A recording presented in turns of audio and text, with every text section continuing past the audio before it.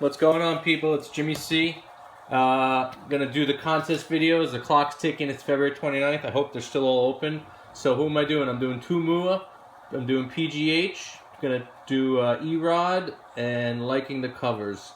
So I like to keep things short and sweet. So I'm gonna start with liking the covers. It's his 1-year anniversary. Great YouTuber. I like his delivery. Soft and sweet. Shows some interesting books. So he wanted to see some couples covers. So wanted to kick it off. Let's start. Got the Rawhide Kid with the Dakota Kid. I was gonna leave that one to last. You said couples. It doesn't have to be boy girl. In this day and age, with all the PC bullshit, this counts. Otherwise, I'll get someone after you. So Rawhide Kid, Dakota Kid. Here's another nice cover with the show starting up soon. We got Daredevil and Elektra. Just want to make sure the camera's still going. Sorry. Here's another one. It's pretty. Hey, it counts as a couple. You got Nova and Galactus. She's basically was his right-hand man for a bit, so they were basically a couple. And last but not least, beautiful Golden Age book. I love this cover. My Personal Problems. I don't know who the characters are, but pretty cool. And we got two more. So I got this one too. Avengers #1. Got the Wasp and Pym. I think they were married at the time, so technically that's a couples cover issue. And last but not least, I had this done in Big Apple last year. Ramona Fradone. She did Superman, Wonder Woman. Awesome. She's gonna be there this coming Saturday also. I get there early. I hope she showed up like when the doors opened last year. So the fact that I get in early really didn't help me, but I still was lucky to snag one. I know McMiniman missed a boat. She told him to beat it, and she was done for the day when he got there. But anyway, that's my entry for liking the covers. Great YouTuber. Follow him. Let's move on. I guess we'll do erod. I'll go in order, nice and easy. So erod, NYC. I think I'm going to meet him this weekend. There's a bunch of guys going. McMiniman's going, and then NYC got Big Easy, Manny. You got erod. I think there's a few others, but they escape me right now. I'm focused on this. So he wants to see your 5 favorite books. So I'll start. This is one of my favorite books. First appearance. I like cool oddball first appearances. So I got like 4 of these. First appearance of the High Evolutionary.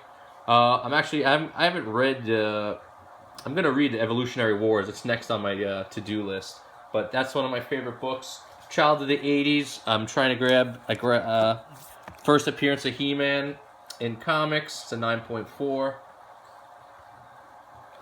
Okay, let's see what else we got. One of my favorite books. Looks so nice. I bought it twice. Aquaman #1. You can see them both.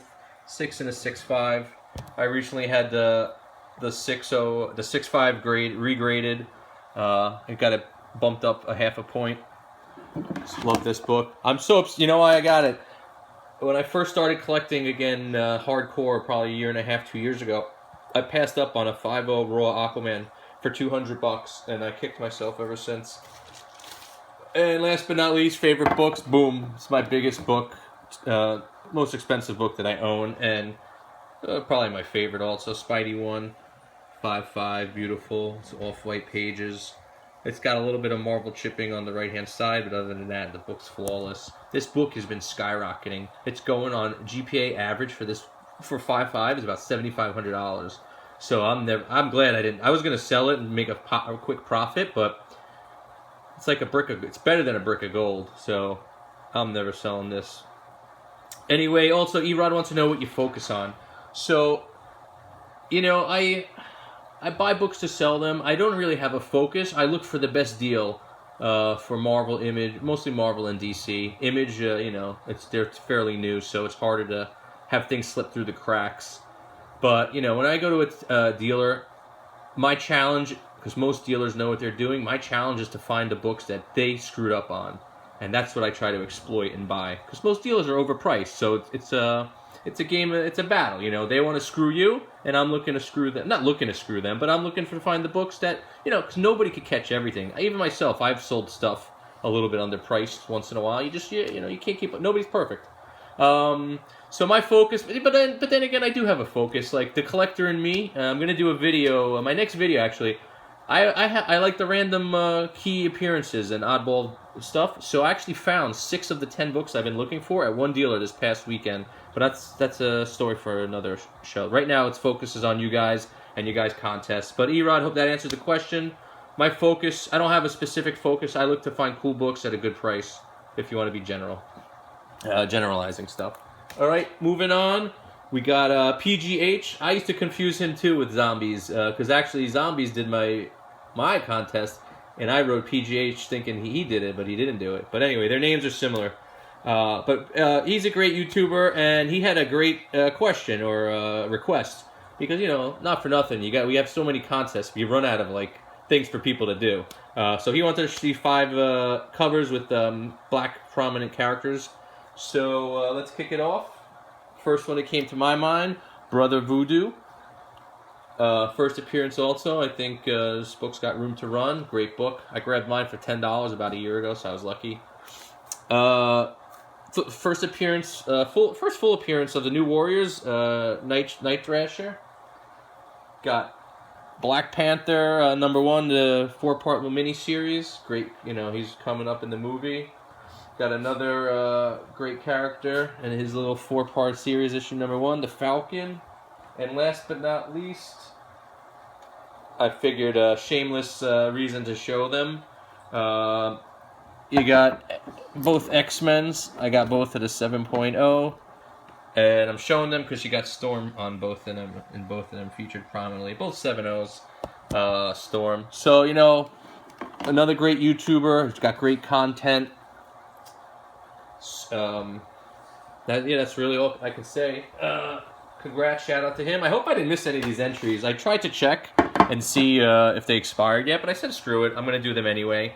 And moving on, we got toua. Toua, Mr. Ninja Pick himself. He finds tons of great deals, and all over the place, not just in one spot. He's always hunting and digging. That's what it is. You got to keep it up. The more you grind, the more you're going to get good stuff. So he had some questions. Comic movie you're looking forward to most? Captain America for me. I'm going to see them all. Superman, Batman, I think it's going to be corny.